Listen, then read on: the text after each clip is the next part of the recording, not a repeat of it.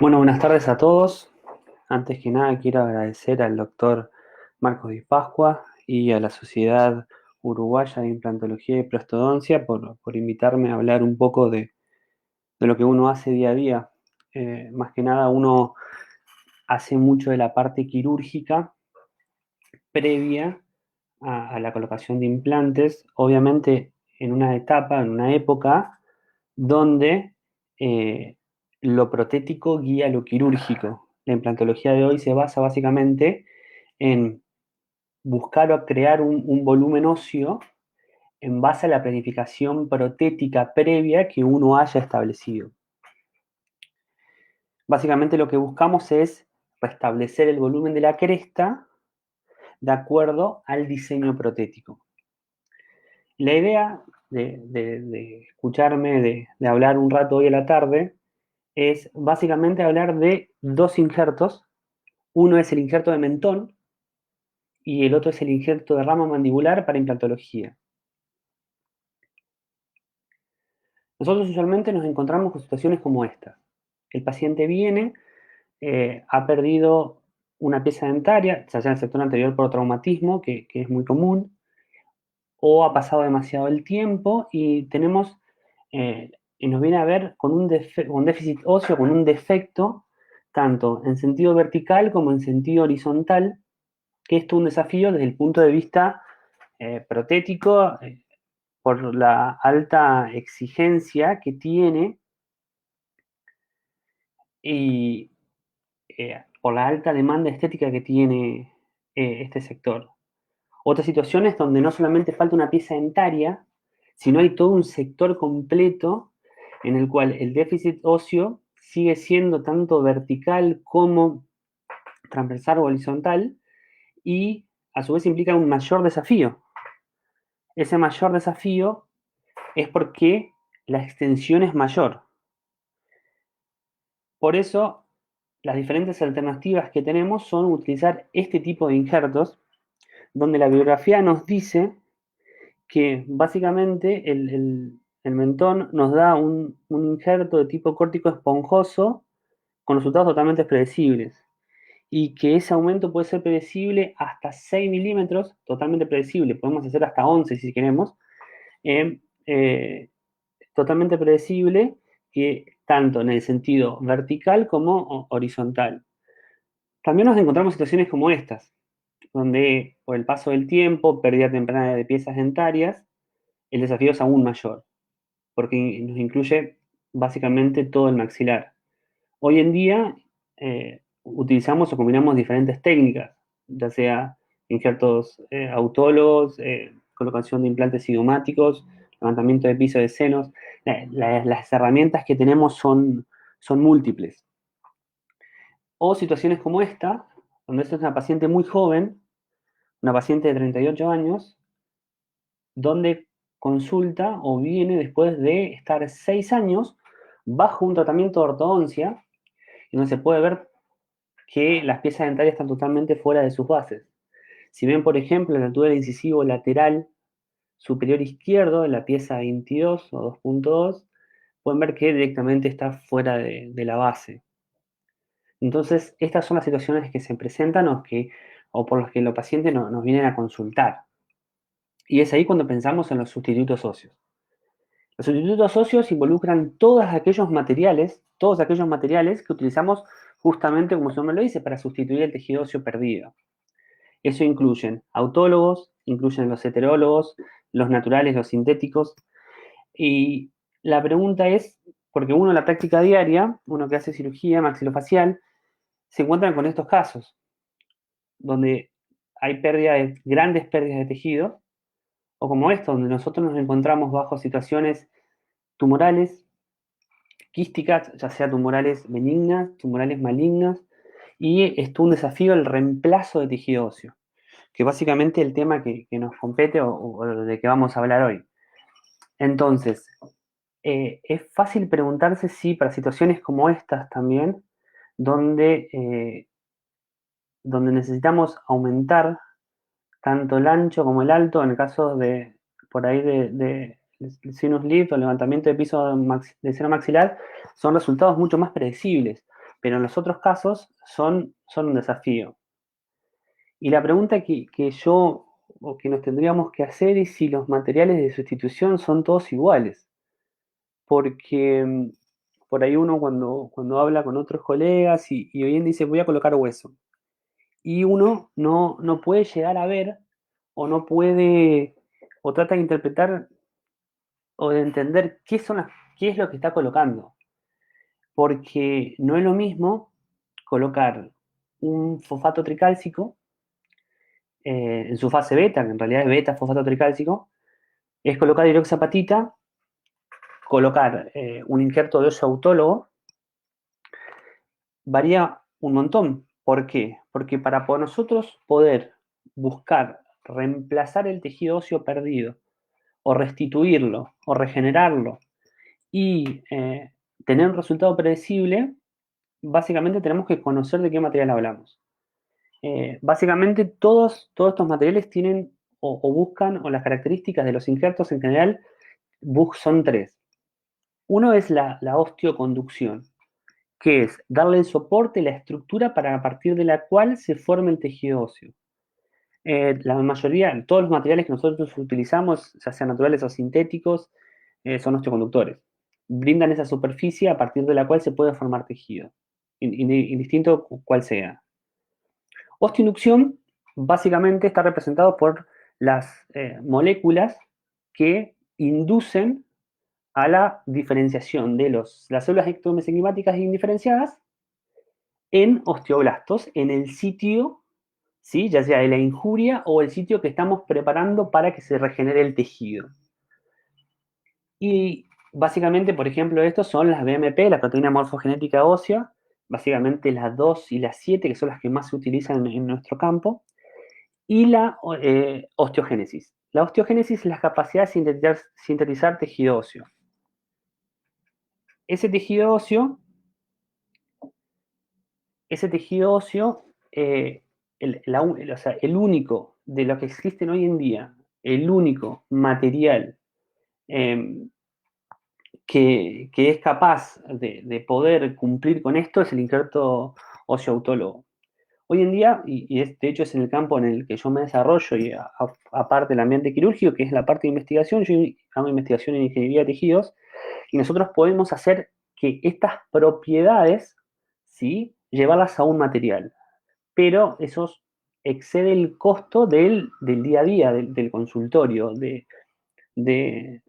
todavía está, eso es privativo para ciertos casos, donde por ejemplo podríamos utilizar un material de hidroxiapatita o un injerto en bloque extraído de un, ya sea de origen bovino, por ejemplo, le agregamos proteína morfogenética ósea, que le agregaría la osteoinducción, y haber cultivado células del paciente, por ejemplo, sacados de tejido adiposo, eh, potenciar su crecimiento, diferenciarlas en osteoblastos y hacer todo esto en un solo material. Eso hoy en día es imposible de llevarlo a la clínica.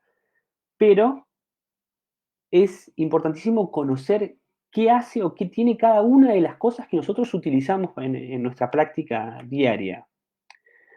¿Por qué? Porque eso lleva a hacer una sustitución ósea inteligente, ¿sí? De hecho, hay muchas publicaciones que hablan de que son propiedades fundamentales para generar este tipo de materiales. Incluso se habla de que ciertos materiales tienen un diseño genético, o sea, nosotros vamos a apuntar a la diferenciación de células indiferenciadas en osteoblastos a partir de la combinación, por ejemplo, de algunos materiales. Básicamente, este paper habla de que los biovidrios, que como tal su formación ósea es muy deficiente porque tienen escasas propiedades mecánicas, eh, agregando pequeñas cantidades de esto, nosotros activamos 7 familias de genes específicas que hacen que en el sitio donde nosotros vamos a, a regenerar tejido, se estimulan estas células ectomesenquimáticas indiferenciadas para diferenciarse a osteoblastos. Y hay detalles que de hecho hay una sola marca en el mundo que lo tiene, es que también son tremendamente importante las propiedades del material, que entre ellos, por ejemplo, el tamaño de partícula. Y esto por ahí va a despertar por ahí algunas cosas en los colegas que lo escuchen, de que no es lo mismo utilizar partículas pequeñas que partículas grandes. Las partículas pequeñas brindan, como lo pueden ver en este paper, brindan en general una mayor superficie a partir de la cual se puede formar tejido óseo. En el gráfico que ven dos grupos básicamente, el de partículas pequeñas y el de partículas grandes, y un estudio histológico es a las 4 semanas y el otro es a las 10 semanas. A las 4 semanas se ve ya una mayor cantidad de formación de tejido óseo, eso se mide con estudios histomorfométricos, alrededor de las partículas pequeñas. ¿Pero por qué? Porque tienen una mayor superficie de formación. Además, recuerden que la mayoría de estos funcionan como sustrato a partir del cual se va a formar tejido óseo. Entonces, cuando más pequeño mejor, porque el cuerpo lo puede ir reabsorbiendo y aposicionando tejido óseo propio. ¿Sí? Entonces, un consejo, usen el tamaño de partícula pequeño para aquellos defectos, básicamente del área implantológica. El tamaño que recomienda esto es de 300 a 500 micrones. ¿Sí? Yo le diría que hasta otras publicaciones hablan de incluso de 300 a 800 micrones sería el tamaño ideal para implantología. Yo trabajo en Ingeniería Biomédica en la Universidad de Buenos Aires y creamos nuestro propio material tratando de combinar lo mejor de estas propiedades, lo cual fue publicado obviamente a nivel internacional, donde ahí está la cita. No es tema de esta, incluso lo publicamos incluso en español para otras especialidades, ya que el tejido óseo es el mismo. Nosotros hacemos publicaciones y demás en revistas de neurocirugía, de ortopedia, traumatología, de odontología, cirugía maxilofacial. Porque en el grupo de investigación donde estoy yo, trabajamos básicamente en el tejido óseo. Y en base a todo esto, y ya más acercándonos al tema que nos compete, a lo que es el paso a paso quirúrgico del injerto de mentón y rama, es importantísimo entender qué pasa donde uno va a colocar este sustituto, donde uno va a intentar generar. Esta es una situación típica, ¿sí? Este es un video de Heislich, del laboratorio suizo, que es la marca más importante en biomateriales del mundo. Bios, BioGuide, Mugograph y demás son de esta firma, donde podemos ver qué pasa una vez que nosotros colocamos, en este caso, un hueso, un tejido óseo particulado, tanto autólogo como el biomaterial de la marca, donde es importantísimo conocer la hidrofilicidad, o sea, qué capacidad tiene de hidratarse este material. Bios, yo creo que la gran diferencia con el resto de lo que existe en el mercado es que sus propiedades superficiales son exactamente iguales a del tejido óseo, en tanto en macro y micro porosidad, y tiene una capacidad de absorción de líquidos mucho mayor que el resto. Eso permite que las células proliferen dentro de la estructura, se forman, de ahí te están viendo en imagen como los osteocitos, los osteoblastos empiezan a formar matriz ósea, matriz osteoide, y luego quedan incluidos y pasan de ser osteoblastos y osteocitos, siempre posicionándose sobre la estructura, y luego comienza un remodelado. La angiogénesis hace que, o sea, hay una proliferación de vasos dentro de la estructura, porque recordemos que se forma el tejido de granulación y este es un coágulo, un tejido de granulación, y este va siendo reemplazado primero con un tejido óseo, ¿sí? que es más inmaduro hasta formar un tejido óseo de tipo laminar maduro con los sistemas de Haber y demás. Entender esto es fundamental para el sustento para el sustento de nuestra práctica diaria. Pero a pesar de todo esto, el gol estándar y de todos los avances que hay en lo que es ingeniería de tejidos, el gol estándar de todo esto sigue siendo el injerto óseo-autólogo. Este injerto óseo-autólogo, ¿sí? Lo podemos sacar de diferentes lugares. Pueden ser intraorales, pueden ser extraorales, obviamente dependiendo del tamaño del defecto y dependiendo básicamente de las características del paciente, ¿sí? Y como uno siempre hace, cuando lo invitan a hacer charlas de algún tema en particular, hace una búsqueda bibliográfica acerca del tema que va a hablar, básicamente uno buscaba ver si este tipo de injerto sigue siendo hoy en día el gold estándar a pesar de los avances que hay en la ciencia. Y este es encima es open access, o sea, es abierto, es un review que demuestra primero la predecibilidad de lo que es un injerto autólogo. Sea indistinto de dónde haya sido tomado, otra de las grandes características que tiene es la baja morbilidad en el sitio de la toma y con resultados que son totalmente predecibles. Por eso concluye de que el injerto óseo autólogo sigue siendo, a pesar de todo lo que existe hoy en día, el gol estándar a la hora de sustitución de tejido óseo. Ya yendo nomás a lo que es la parte quirúrgica, nosotros básicamente para hacer toma de injertos intraorales usamos el abordaje vestibular, el cual puede ser, o sobre todo, por ejemplo, aquellos que hayan, o que son cirujanos maxilofaciales o que más, es el libro de Ellis lo divide en mandíbula vestibular approach o a nivel maxilar, ¿sí? Maxilar vestibular approach. Nosotros vamos a dar o a ahondar en aquel que es de mayor interés para el clínico, para el que usa todos los días, que es a nivel mandibular. ¿Qué, qué podemos hablar de este abordaje? Es que es útil para una amplia gama de procedimientos. Esto sirve para hacer mentoplastía, colocar implantes de mentón, sirve para toma de injertos, sirve para acceso para cuando tenemos un trauma facial o una fractura de mandíbula, sirve para una amplia gama de procedimientos. Permite un abordaje seguro de toda la superficie vestibular. Yo siempre digo que nosotros somos unos bendecidos porque en el territorio donde trabajamos existen pocos elementos anatómicos que tenemos que cuidar, ¿sí? Sobre todo aquellos que se dedican 100% a hacer eh, operaciones integrales. Hay pocos elementos anatómicos que tenemos que tomar reparo. O sea, es una superficie segura. Cicatriz oculta básicamente es para que aquellos que, o cuando uno da una charla para otras especialidades, cuando básicamente la cicatriz no se ve, nosotros podemos hacer lo mismo, por ejemplo, un abordaje mentón, pero por vía extraoral. Básicamente aquí nosotros no tenemos este problema y no requiere una curva de aprendizaje prolongada, ¿sí? Es relativamente sencillo hacer este tipo de abordaje. En cuanto a las limitaciones y complicaciones, el primero y principal es la lesión al nervio mentoniano. Es fundamental tener reparo de dónde está y cómo tenemos que hacer en caso de que tengamos que sortearlo por algún motivo quirúrgico que necesitemos. Por ejemplo, en el caso, se me viene a la cabeza, en el caso de que nosotros tenemos que hacer un injerto de mentón amplio porque la zona es amplia a regenerar, por ejemplo, para que no quede tan tirante, ¿sí? Pequeños tips que necesitamos. Uno de los objetivos de charla es eso.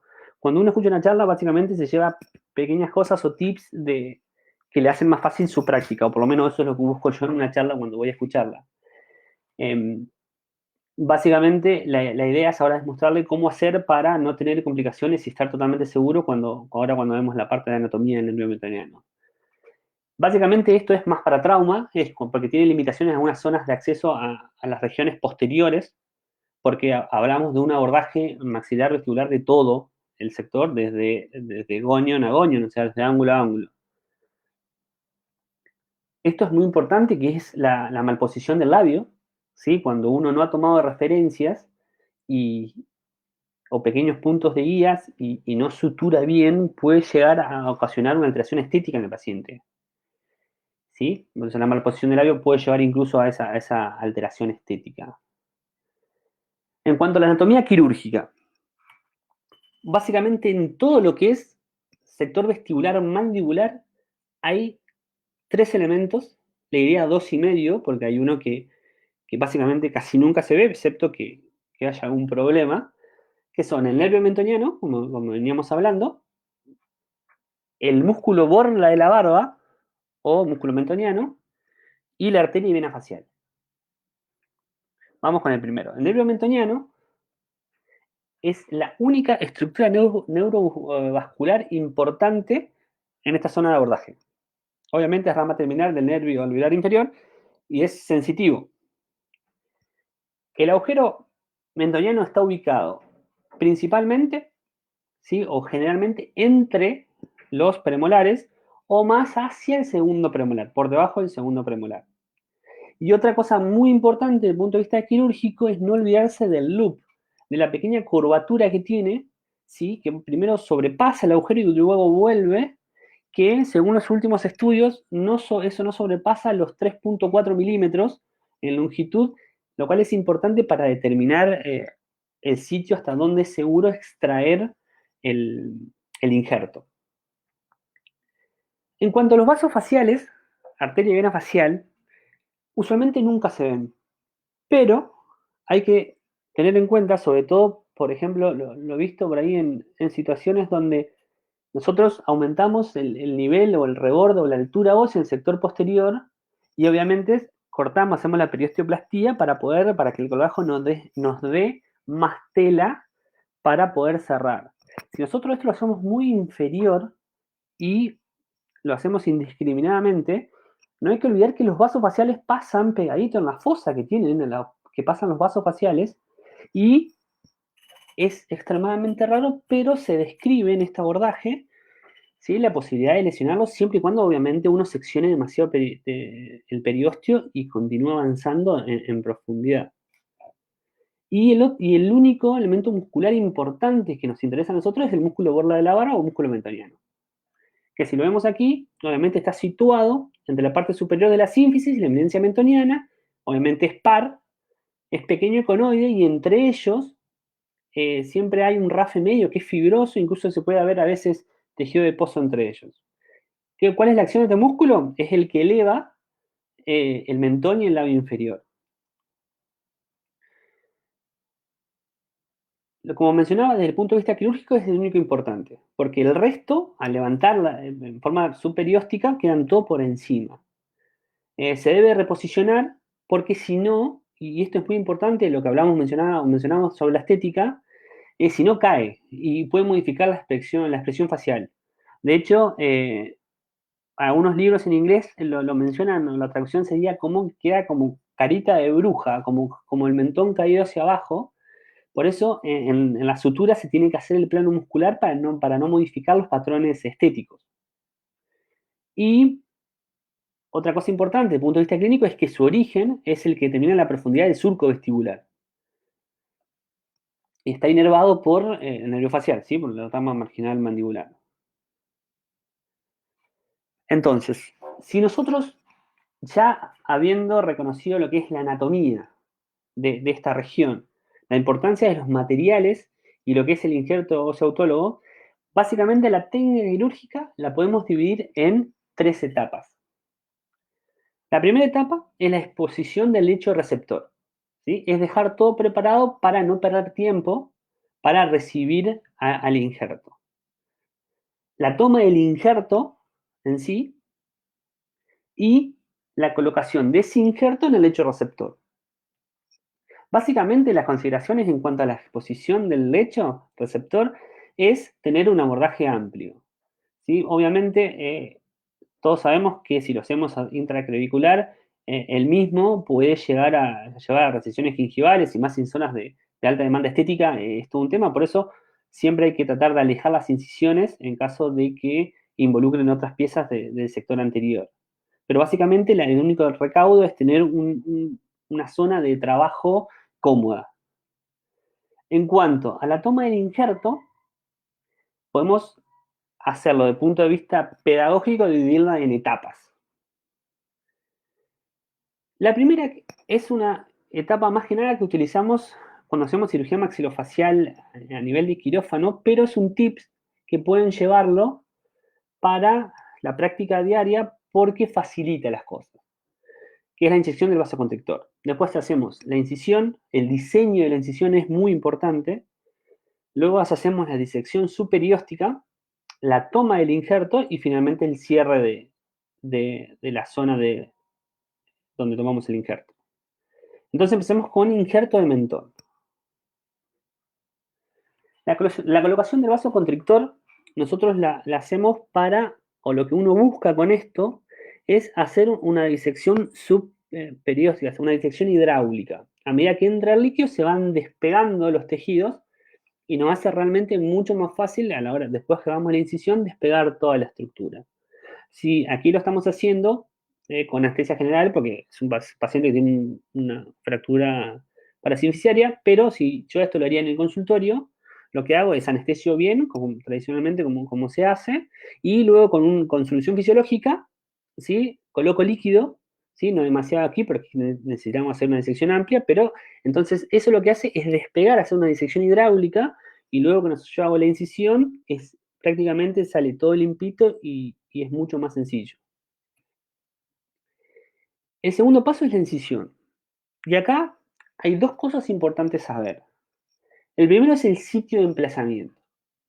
Y el segundo tema, o la segunda cosa, es la orientación del bisturí en caso de que ustedes elijan la incisión labial, que prácticamente es la que a mí más me gusta, que es aquella que te permite tener un amplio campo, menor tasa de complicación, hace que eh, la dehiscencia de las heridas sea prácticamente nula. Es muy raro que se abra. Incluso cuando hacemos mentoplastías de avance en cirugía ortognática y avanzamos bastante, es muy difícil que se abra. A diferencia que si lo hacemos con las otras dos incisiones que ya vamos a ver. La primera incisión, o el primer diseño que podemos hacer a la hora de elegirlo, es, como se ve en la imagen, es intraclavicular. ¿Sí? Es hacerlo siguiendo contorneando el margen gingival. La desventaja que tiene esto es que ocasiona recesiones gingivales, sensibilidad y otras alteraciones, problemas periodontales. Muchas, básicamente, personalmente nunca la utilizo. La segunda es la incisión, alguna bibliografía la llama vestibular, que uno la hace sobre la encía insertada, que básicamente es sencilla, es muy fácil. La desventaja que tiene, por lo menos desde mi punto de vista, es que la sutura no es tan sencilla y al ser encía insertada con encía insertada puede haber dehiscencia, se puede abrir, básicamente. Y la tercera incisión, que es la que a mí me gusta, que es a nivel del labio, que un par de milímetros sobre el nivel del labio te permite un tejido totalmente móvil y fácil de suturar, donde usualmente no hay mayores problemas. ¿Cuál es la posición del ayudante? Acá, a diferencia de otros, ni siquiera necesitamos separadores. La forma más sencilla de poder acceder a la zona del mentón es cuando tu ayudante te separa bien tirándote o exponiéndote la zona. Si ven en la imagen abajo, lo que nosotros buscamos es hacer una incisión a ese nivel. Entonces, esa es la forma correcta o la forma más sencilla que uno tiene para poder acceder a la zona del mentón. En caso de que nosotros por algún motivo necesitamos extender, porque ¿cuál es la zona de seguridad para esto? Ya lo vamos a ver, pero si nosotros hacemos una incisión de canino a canino, no hay ningún elemento noble, ningún elemento anatómico que a nosotros nos impida acceder incluso hasta la basal mandibular a nivel del mentón. No hay ninguno. Sí, no hay ninguno. La dificultad comienza cuando uno llega a partir de los premolares, obviamente por el nervio mentoniano. Entonces, ahí es donde uno modifica el trayecto de la incisión, donde tiene que hacerlo o llevarlo más hacia arriba, sería hacia cervical de los dientes, para poder evitar, porque en ese punto el nervio está ingresando al labio para dar sus ramas sensitivas. Si uno se lo ve de perfil, uno básicamente a la altura de premolares tiene que cambiar la proyección, ¿sí? Incluso para poder acceder hasta el borde anterior de la rama mandibular. Y esto es lo que yo le mencionaba. Paciente, el ayudante tirando, traccionando el labio y nosotros comenzamos con la incisión. Los planos que podemos encontrar básicamente son mucosa, submucosa, el músculo hasta llegar al tejido óseo. Nosotros acá hacemos una incisión hasta seccionar parte del músculo gorola de la barba. Si lo vemos en el video, básicamente yo ahí lo que estoy haciendo es marcando los caninos. Esa es la zona de seguridad. Uno puede cortar ahí esas pequeñas gotitas de sangre que salen son por la infiltración previa. Uno hace el corte, porque uno cuando lo hace a su vez con anestesia general combina esa solución fisiológica con un vasoconstrictor, con adrenalina o con epinefrina y hace que... Pero nosotros básicamente en lo diario lo tenemos en la misma anestesia. ¿Sí? Al hacer el corte, ese es el primer trazo. ¿Sí? Bien paralelo, ¿sí? Al eje mayor de los dientes. Ese es el primer trazo que uno tiene que seguir. Donde ya se puede ver el cerrafe medio fibroso y los dos borlas a los costados. Si uno puede ver la imagen de la disección, puede ver que el primer trazo es un trazo paralelo al eje mayor de los dientes y luego cambia la dirección y va bien contra el tejido óseo, haciendo presión bien contra el tejido óseo. Si lo podemos ver aquí en el video, nosotros una vez que hicimos el primer trazo, luego hacemos una incisión bien con bisturí hacia el tejido óseo. Esto también hay mucha gente que lo puede hacer con electrobisturí. Personalmente, yo la primera incisión siempre la hago con bisturí frío, porque por ahí los bordes quedan cauterizados y el cierre por ahí no es tan bueno. Pero básicamente la técnica de Heipta con bisturí frío y que es muy sencilla de hacer es esta. Luego pasamos a la disección subperióstica. Aquí básicamente lo que hacemos es exponer, es de buena práctica, o es muy sencillo, colocar con gasa húmeda, ¿sí? Y hacer la disección fuerte contra el tejido óseo. Entonces uno saca directamente la gasa húmeda y queda una exposición completa de la región mentoniana, donde ahí hay un pequeño sangrado, pero producto si se afinan un poquito la vista porque tiene una fractura. Pero si no, es prácticamente no hay sangrado. Y básicamente lo que mencionaba de los planos, ¿sí? Uno puede ver la imagen superior derecha cómo se ve lo que es la mucosa, hay una pequeña línea de submucosa, el músculo bien marcado, los dos músculos con rafa en medio hasta llegar al tejido óseo. Esto es en caso de que yo quiera extenderme. Uno de los ítems que habíamos hablado, o una de las cosas a considerar, es que a la altura de los caninos había que elevar el trazo para evitar la salida de nervio. Si uno va un poquito más arriba, es totalmente seguro de que no va a pasar absolutamente nada, y uno haciendo la disección superióstica, uno ve la salida del nervio, o sea, el nervio sí está protegido por una proyección de ese periósteo que forma una vaina, ¿sí? Como se puede ver en color más anaranjado, y de hecho en la imagen se ve, la imagen quirúrgica, que lo protege. O sea que sin problema, ¿sí? Obviamente con cierto cuidado y cierta prolijidad, uno puede ir despegando toda la estructura y extenderse hasta el borde anterior de la rama ascendente si uno necesita. Pero es el hecho de estar tranquilo, de que no puede pasar nada por esa vaina de protección que tiene. Lo que sí, eso no te da demasiada tela para poder bajarlo. Por eso nosotros a veces cuando hacemos trauma, necesitamos colocar una placa debajo, como hicimos ahí, lo que hacemos es, en el mismo sentido de la salida del nervio, para no seccionarlo obviamente, hacemos el corte de esa vaina periférica, de esa continuación del periósteo periférica que tiene, esa vaina fibrosa, y entonces nos permite una mayor movilidad, un mayor desplazamiento. ¿Sí? Ahí lo pueden ver con esa vaina que lo recubre y ya sin. Incluso acá es para mostrarle de que acá ya está hecha la disección, de hecho como está la imagen estática, pero en el video podemos ver cómo nosotros podemos incluso desplazarlo, moverlo, que la tranquilidad de que si uno no secciona la estructura nerviosa, sí puede llegar a tener una parestesia transitoria, pero eso vuelve con seguridad, con 100% de seguridad. Ahí lo que estoy haciendo es despegando la estructura para poder pasar las placas por debajo. Acá no hay una referencia anatómica porque básicamente era una lesión quística muy grande que había debilitado la rama mandibular y a su vez estaba infectado. Por eso el tejido no se ve demasiado bien.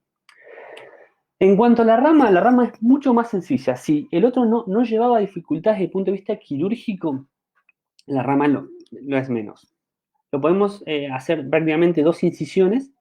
Una que la hacemos más alejado sobre el tejido blando, donde el único elemento importante a seccionar por ahí es el músculo boxinador y alguna ramita del nervio bucal, o la forma más segura, la que hacemos todos, cuando se hace un tercer molar inferior, ¿sí? Intraquevicular con una extensión. ¿Para qué? Para enseguida acceder a el tejido óseo. Y luego, ya sea con turbina, piezoeléctrico, lo que sea, poder tomar el tejido óseo. Eh, Básicamente es una técnica que no, o sea, no tiene básicamente dificultad desde el punto de vista procedimental, es totalmente segura, no hay elementos anatómicos, obviamente, las mediciones y ya lo vamos a ver con respecto a donde está pasando el nervio alveolar inferior o dental inferior, pero después el resto de las estructuras es demasiado fácil y puede hacerse con turbina, perdón, con pieza de mano o con bisturí piezoeléctrico. ¿Sí? Se lo dice a alguien que ha pasado por las dos etapas. Esto es, muy pocas veces se ve, por eso me gusta mostrarlo, es que uno por ahí, esto no fue hecho para la extracción de un injerto de mentón, sí para un tercer molar, pero ahí ven una variante poco común, ¿sí? De el nervio lingual extremadamente cerca del tercer molar. Por eso, cuando hagan la extensión, recuerden siempre de su orientación hacia vestibular para no tener mayores problemas, porque por una cuestión anatómica, una parestesia del nervio dental inferior o alveolar inferior se recupera con mucha frecuencia porque está dentro de un conducto óseo y eso nos da una facilidad anatómica, y- pero cuando hay una parestesia del nervio lingual es una de las cosas para el paciente cuando lo relata peor que existen. Imagínense que es como tener un fragmento de carne suelto en la boca, o sea, se lastiman, es muy incómodo. Por eso, siempre que hagan abordajes a esta zona, cuanto más a vestibular se vayan, menos inconvenientes van a tener. La toma del injerto. Una pregunta es ¿con qué? ¿Lo puedo hacer yo en el consultorio? ¿Es muy difícil? ¿Necesito mucho equipamiento? Básicamente no. Uno lo puede hacer con un disco, lo puede hacer con una pieza de mano y una fresa, lo puede hacer con trefina, lo puede hacer con sistemas de cortes por ultrasonido, ya sea los que usamos en consultorio, como es por ejemplo el Mectron de Piso Surgery o cualquiera de las otras marcas que vienen, o con unos que son de alta potencia, como son el Bone Scalpel o el Piezo Surgery Plus, que básicamente tiene una potencia muchísimo mayor a los de uso usualmente odontológico, pero básicamente esos se usan para cirugía ortognática o neurocirugía o donde se tiene que sacar grandes extensiones. Pero para la práctica diaria y cuando uno recién comienza, uno puede comenzar con un material rotatorio común y una buena irrigación de la zona. Nosotros básicamente lo podemos así, acá tenés una imagen donde lo estamos haciendo con trefina y a la imagen inferior derecha o con bisturí piezoeléctrico, donde es muy sencillo. Otro de los tips que cuando uno empezó en la curva de aprendizaje, uno, y más los que estudiamos odontología, lo que siente cuando llega a la zona es que cae un vacío. O sea, usualmente cuando uno rompe la cortical o pasa la cortical, siente que cae un vacío. Y así eso tiene que tener en toda la periferia de la toma del injerto, porque si no, se puede fracturar, ¿sí? Y directamente aquí seccionamos la sínfisis, que era muy cortical, y no se necesitaba grandes cantidades, pero lo mismo se puede hacer con, con un material rotatorio, con una pieza de mano. Y un tips que a mí me gusta mucho de hecho aquí lo estamos haciendo, acá a la izquierda lo hice con anestesia general, pero a la derecha lo hice con anestesia local, es el hecho de usar un tornillo en el injerto que solamente esté agarrando la cortical para su manipulación y para contribuir al manejo del mismo. Es un tip que lo hace mucho más sencillo. Y el otro es seccionar la zona de la sínfisis para tener dos injertos, y porque la zona de la sínfisis es extremadamente dura y si no cuesta levantarlo, incluso podemos romper el injerto. Entonces, preguntas que nos podemos hacer. Sitio de toma del injerto. ¿Cuánto volumen puedo llegar a tener? ¿Cuáles son los métodos de fijación? Empecemos con la primera. Sitio de toma del injerto. ¿Es importante conocer de esto? Por supuesto. La anatomía lo es todo cuando hacemos cirugía. Básicamente los límites, obviamente, son 5 milímetros previos o por delante o mediales a el agujero mentoniano de ambos lados. Recordemos que alrededor de 3.4 milímetros es lo máximo que se ha medido o el promedio del loop que hace el nervio a ese nivel, el conducto a ese nivel. ¿Sí? Superior, el límite superior, hasta hace unos años era 5 milímetros, ahora vamos a ver que ahora es un poquito más, y el inferior son los 5 milímetros de la basal. ¿Sí? Llevado a medidas, eso es lo que tenemos hoy. Básicamente, Misch en el año 1992 establece lo que se llama la regla de los 5. ¿Sí? 5 milímetros por delante del agujero mentoniano bilateral, 5 milímetros por debajo del ápice de los incisivos centrales y 5 milímetros por encima de la basal. Recordemos que biomecánicamente, o sea, toda la estructura, la zona más de mayor resistencia de la mandíbula es a nivel de la basal. Por eso esos 5 milímetros no se tienen que tocar por nada del universo.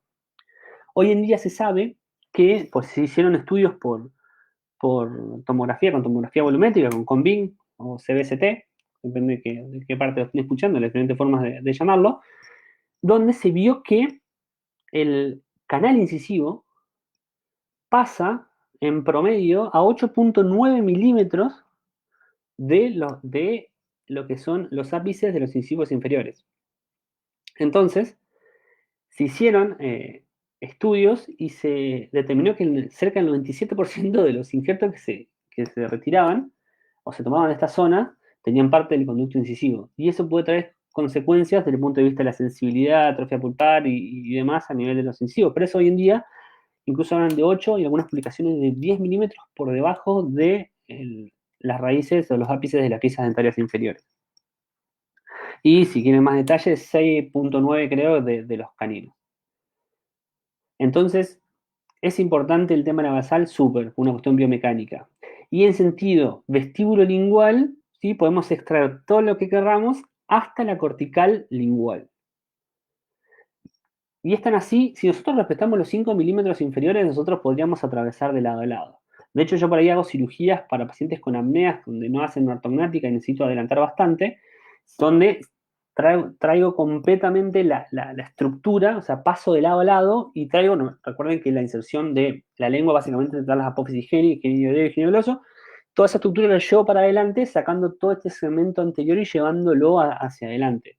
Es uno de los tipos de cirugía que hay para lo que es el SAOS o síndrome de apnea obstructiva de sueño, cuando no se hace ortognática. Aquí vemos, esto es una mentoplastía, donde podemos ver el ancho, o sea, lo puse para que vean el ancho que hay entre cortical y cortical. O sea que la toma es totalmente segura, pueden sacar mucha cantidad siendo totalmente seguro. ¿Y por qué la basal? ¿Sí? Si nosotros hacemos esto, esta imagen para ver lo ancho que es la basal mandibular. O sea, que estamos totalmente protegidos. Es una cirugía hiper segura donde nosotros tenemos toda esa superficie que nos protege porque si existe el fantasma de que se me puede fracturar o algo, no, lamentablemente no. Eso básicamente aquí, con mayor, ese es más el sector anterior, ¿sí? Pero justo el tumor, esto es un mixoma que estaba en la zona donde se hizo la resección, pero para que vean básicamente el ancho que hay a ese nivel. Directamente acá hicimos la exéresis y la lesión y el injerto con cresta ilíaca, retomando toda la estructura. Y el cierre del sitio de esta toma, la importancia de la sutura en planos, por lo mismo que veníamos hablando, porque si no puede haber un cambio en la expresión facial, dando ese aspecto de brujita porque cae el mentón, desciende, y es de muy buena práctica que usualmente en el consultorio eso no está tan tan utilizado, pero sí, por ahí los que hacemos cirugía maxilofacial, es hacer vendajes. Porque nosotros recordemos que nosotros creamos un espacio real de lo que es un espacio virtual.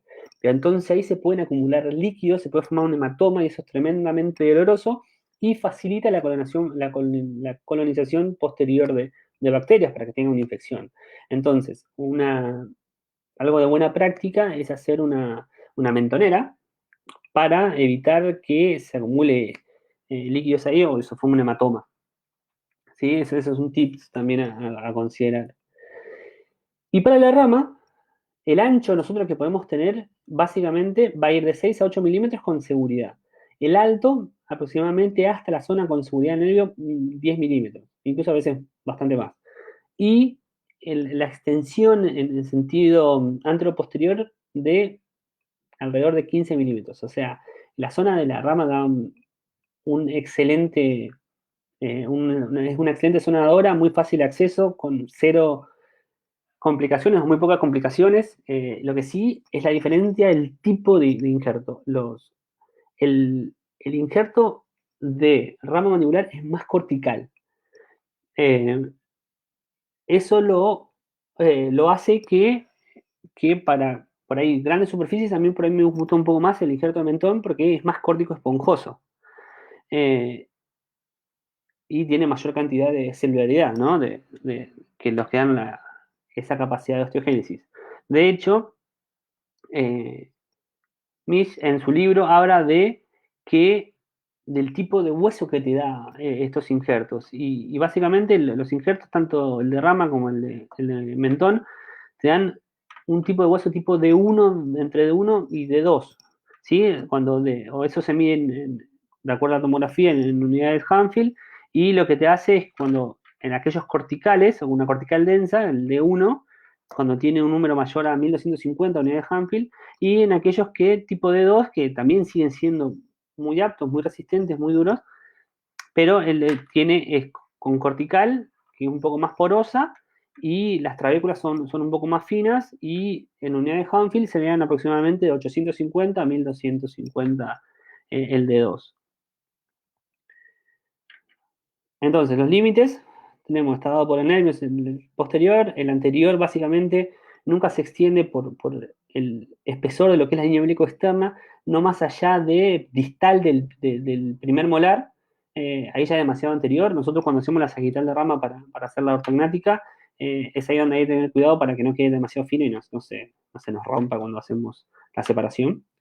A nivel inferior, obviamente, el nervio, y toda esa es la superficie que no permite tomar el injerto. De hecho, hay publicaciones, hay papers que nos muestran que cuando no está el tercer molar, esa cantidad de tejido óseo puede aumentar hasta de un 75 a un 80% en cantidad.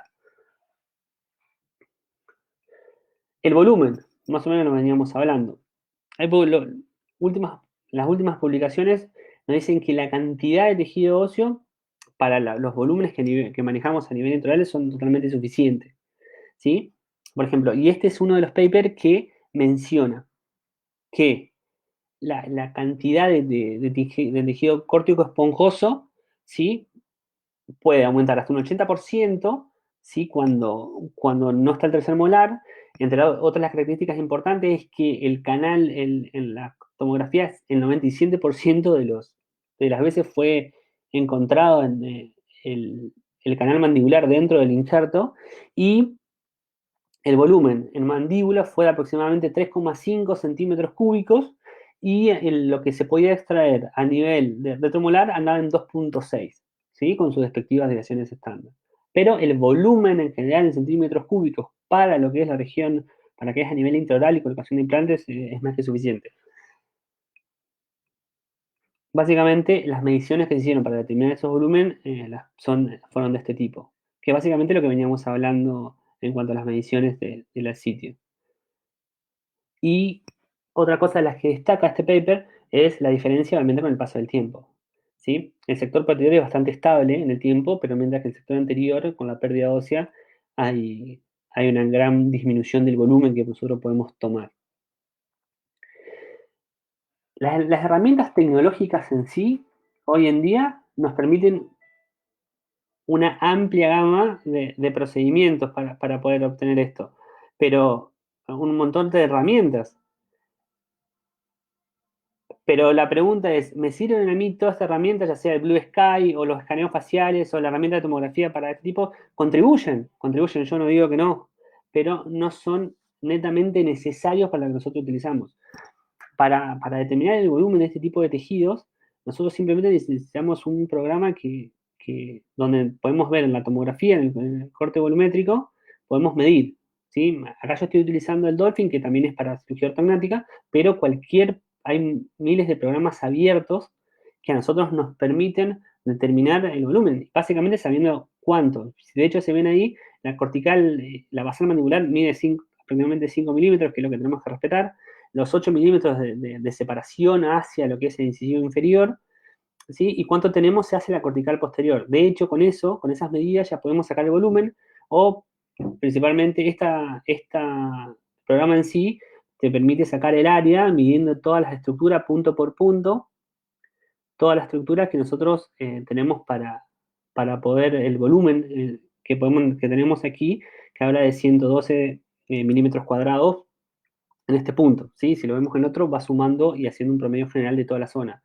Lo mismo pasa, pero esto lo puedo hacer con cualquier programa abierto, hay miles, de hecho el Radiant, por ejemplo, que es software libre, para poder marcar. Sí, es ideal, por ejemplo, si nosotros vamos a medir o si vamos a trabajar en la rama, ver el volumen, ver por dónde pasa el nervio anterior inferior, las herramientas de esto son extremadamente sencillas y nos hacen que sea todo mucho más predecible, midiendo en milímetros la separación que existe y trasladando, por ejemplo, con una sonda periodontal eh, para la profundidad, sobre todo cuando uno lo hace por primera vez o no tiene tanta experiencia en la técnica para tomar.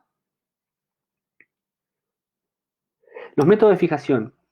Esto me parece muy importante porque sí, para los que hacen cirugía maxilofacial es de todos los días, pero para el profesional que hace más implantología y demás, no está muy relacionado con lo que es la tornillería que utilizamos en cirugía. Básicamente, los tornillos que se utilizan para este tipo se vienen en sistemas, para todo, ya sea para cirugía maxilofacial, neurocirugía, ortopedia, traumatología, neurocirugía, se dividen en sistemas. Básicamente el sistema está determinado por el diámetro de la cabeza del tornillo. Entonces tenemos sistema 1.2, 1.5, 2.0, que básicamente son los que usan para acá. Depende de la marca del sistema, en vez de ser 1.2 puede ser 1.3, pero básicamente es el diámetro de la cabeza del tornillo. Y de luego tenemos las longitudes. 5, 7, 9, 11, 13, 15, 17, 21, el que les guste, dependiendo de la marca. Incluso algunos no son 5, 7, sino son 6, 8, 10. Pero básicamente así, de esta forma, es en la que se vienen presentados los sistemas de fijación para esto. Acá hay una marca muy conocida, donde yo lo saqué porque si usted ven en la flecha, usa el sistema 1.5 y el sistema 2.0, ¿sí? Y en el resto los números que ven son las longitudes de los mismos. 6, 8, 10, 12, 14. Esto viene con sus puntas milimetradas para hacer las perforaciones y luego básicamente es el destornillador para colocarlo. Sistema muy práctico, muy fácil. Y aquí hay otra marca, donde aquí tenemos dos sistemas, son más pequeños, es de un sistema 1.0 y 1.3, donde tiene las diferentes longitudes, 7, 9, 11 y 13. Pero básicamente el kit viene con lo mismo, con el drill para hacer las perforaciones, el destornillador y los diferentes tornillos con diferentes longitudes. Ahí tenemos las longitudes de uno y ahí el otro sistema con sus longitudes. Ahí donde tenemos son las mechas para hacer las perforaciones. La colocación del injerto en el lecho receptor. Ya tomamos el injerto, ya hicimos la incisión, ya tomamos el injerto. Entonces, una vez que tenemos el injerto, lo primero que tenemos que hacer es la preparación del injerto. Básicamente, cuando nosotros hacemos la extracción del injerto, nos salen con puntas y demás. Lo primero que tenemos que hacer es adaptar la superficie, sacar todos los bordes irregulares y dejarlo preparado para el sitio de colocación con las medidas, midiendo con la sonda y demás. Y la preparación del receptor. En este momento es cuando nosotros hacemos las perforaciones para que proliferen los vasos, ¿sí? Desde la medular de este tejido óseo hacia, hacia el injerto que nosotros acabamos de colocar.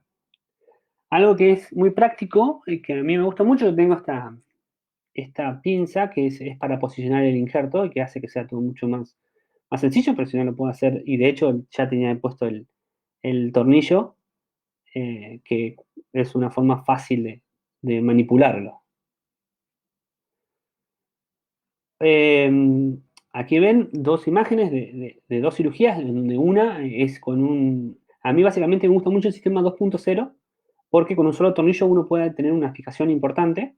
Acá básicamente el tornillo es de 7 milímetros y a donde se puede ver la imagen de la izquierda, uno tomado de mentón, donde se puede ver que es más córtico esponjoso, y mientras que el de rama es más cortical. ¿Sí? Pero los dos tienen resultados totalmente predecibles y bien. Ítems a tener en cuenta, básicamente que el injerto no se mueva. Si el injerto se mueve, se pierde. Todo lo que sea en el organismo, ya sea un implante dental, injertos, membranas, injerto de tejido conectivo y demás, si no queda fijo, o sea, si se mueve, se pierde. Esa es una regla general. Y otra de las cosas de buena conducta es utilizar, por ejemplo, materiales como de sustitución ósea, como los biomateriales particulados, para evitar o para disminuir las zonas donde puede llegar a quedar puntas o demás que pueden llegar a producir dehiscencias en la encía. Porque si esto se expone, se pierde. ¿Sí? Si injerto que se expone, se pierde. Es como la regla como la que tenemos cuando en las placas de titanio. Si una placa de titanio se expone, hay que sacarla. Después, por lo menos, se puede cumplir. Otra cosa común o muy fácil de hacer es cuando nosotros hacemos, un paciente está citado, tiene un problema de este estilo y demás, es hacer la exodoncia del tercer molar y luego la osteotomía para sacar el injerto, por ejemplo, el injerto de rama en proximidad. Misma anestesia, un solo procedimiento donde podemos hacer la toma del sitio donde queda el alveolo de la pieza dentaria, incluso a veces puede quedar un tabique. Incluso si nosotros, por ejemplo, queremos hacer la técnica de reconstrucción tridimensional de Curie, por ejemplo, hacer un cajón, básicamente podemos utilizar el otro injerto y seccionar la mitad, o utilizar la tabla que quedó, que hace que sea mucho más sencillo. Este es un caso justamente de un colega, que se lo dice a un colega, ¿sí? Que le mando un saludo si lo está escuchando, donde básicamente, si pueden ver, en su situación inicial, por un traumatismo, había perdido la forma de subsistir con estas piezas dentarias, donde básicamente no tenía tabla vestibular, ¿sí? No había absolutamente nada de tabla vestibular. Entonces, se decidió con un extractor de raíz hacer la extracción de las piezas dentarias, donde se ve que de la pieza a nivel de la pieza sobre la pieza 21 no había absolutamente nada de tabla, pero sí había más hueso hacia palatino. Entonces, siguiendo la proyección de los dientes contiguos y llevándonos más hacia palatino para poder hacer una buena restauración, desde el punto de vista protético, habíamos diseñado colocarlo en esa posición y el implante tuvo una buena fijación, pero no teníamos nada de tabla vestibular. Entonces, colocamos los implantes que tuvieron una fijación inicial muy buena y fuimos a tomar injerto de la rama mandibular.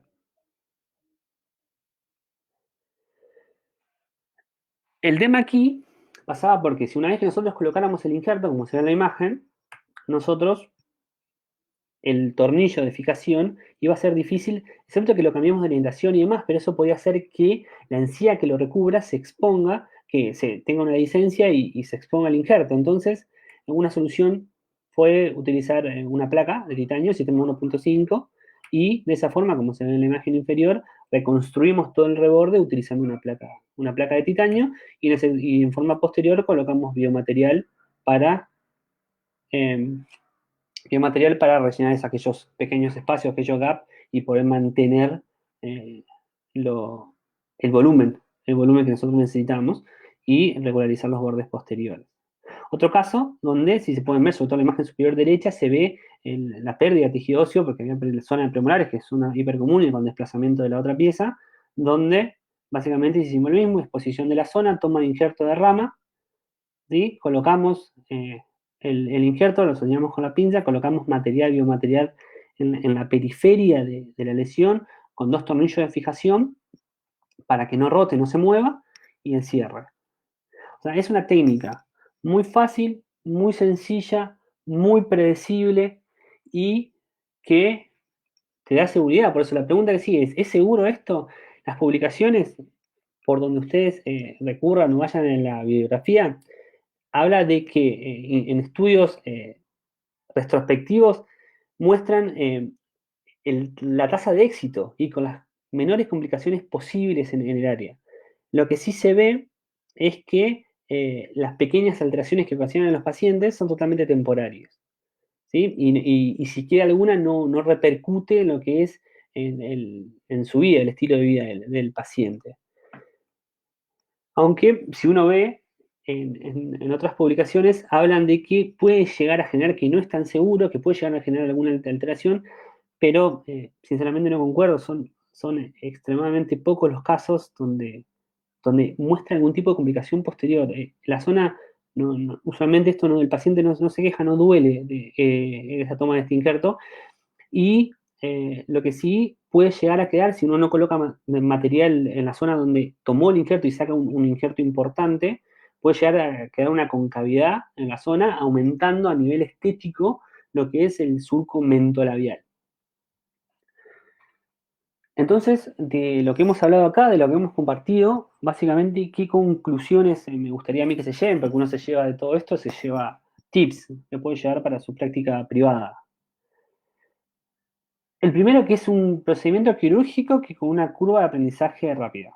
O sea, esto uno puede, si ya tiene cierta conducta, esto no radica de dificultad.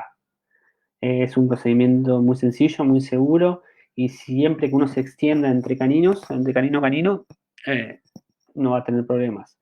Sí consejo, desde el punto de vista quirúrgico, si van a hacer una toma de injerto importante, extiéndanse un poco más allá, porque la misma tracción del mismo puede generar una parestesia posterior. Igual la misma va a doler, pero eso lleva a que, o que se desgarre el tejido y demás.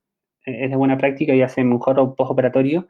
El hecho por ahí es extenderse un poquito más para tomar un injerto si no necesitamos, porque obviamente hay cosas que uno evalúa en cuanto a cuando evalúa el volumen, no es lo mismo un paciente, una clase 3, una mandíbula importante y demás, que un paciente de clase 2 o con un hipodesarrollo del sector anterior y demás, donde el volumen óseo que puede tener es muy bajo.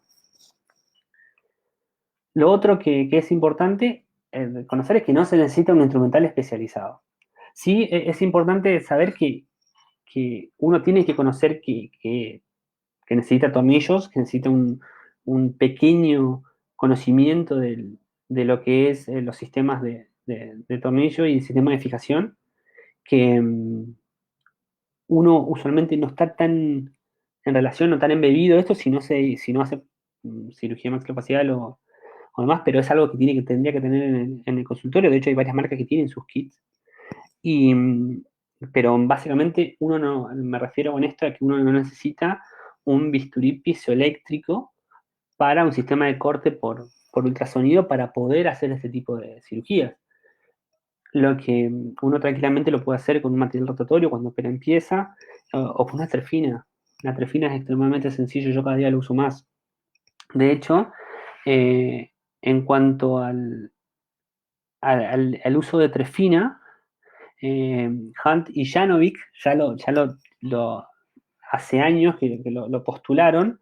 Incluso ellos hablan de diseños de acuerdo a la forma del mismo para sacar un gran volumen óseo. Hablan de, por ejemplo, de usar una trefina de 8 milímetros en 4 sectores, haciendo un diseño como el de la marca de autos Audi, o incluso el de los Juegos Olímpicos, combinando sí, con trefinas de 8 milímetros o trefinas de 6 milímetros para poder extraer un gran volumen. El cual puede ser colocado de esa forma y obviamente difiriendo la colocación del implante, o, o lo que se puede hacer también es, por ejemplo, es molerlo y combinarlo con hueso heterólogo. Uno de los tips a llevarse también es que la incisión, donde uno va a hacer del sitio receptor, tiene que ser alejado, ¿sí? Donde nosotros vamos a injertar a colocar el injerto. porque si no uno aumenta las posibilidades de que éste se exponga, y recuerden que injerto expuesto es injerto perdido. Entonces es uno de los tips importantes a tener en cuenta. Otro es la fijación del injerto, y esto es ley, ¿sí? Vuelvo a repetir lo mismo que dije y otro de las cosas que tienen que llevarse. Cualquier cosa que se mueva en el organismo, desde un implante dental hasta un injerto, si se mueve, se pierde, ¿sí? No hay forma de que esto se integre a la estructura ósea si, si no está fijo. Por eso, muchas veces es necesario colocar al menos 2 tornillos, ¿sí? Para evitar que esto rote o que esto se mueva. Y a partir de ahí, la imaginación queda libre, ¿sí? Para depender de qué técnica utilicen, eh, qué, qué sistema de fijación, puedo usar placas, puedo usar tornillos, puedo usar incluso una malla, lo que quieran. El tema es que quede fijo. La importancia de la sutura adecuada, esto hace más referencia a lo que hablamos de la toma del injerto de mentón. La toma del injerto de mentón, eh, el hecho de suturar por planos, de volver al músculo mentoniano, al borla, suturarlo.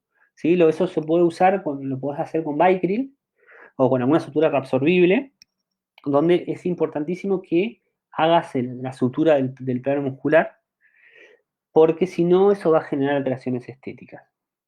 Y otra cosa, por ahí, cuando hacer grandes incisiones, aquello algunos, si está escuchando uno que hace la cirugía maxilofacial, es hacer pequeñas como D para tener referencias, para no desplazar el tejido en sentido lateral.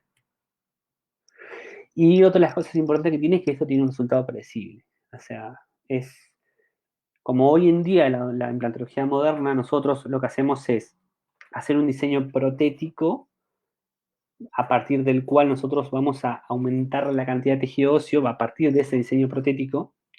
Este tipo de procedimientos nos dan un resultado predecible, porque la mayor limitación para colocar un implante donde tiene que ir básicamente es la pérdida o la falta de tejido óseo. Bueno, muchísimas gracias a los que se quedaron hasta aquí. Muchísimas gracias por el respeto. A Marcos y a toda la Sociedad de Implantología y Prostodoncia de Uruguay, muchísimas gracias. Y estaremos en contacto hasta la próxima. Muchas gracias por todo. Nos vemos.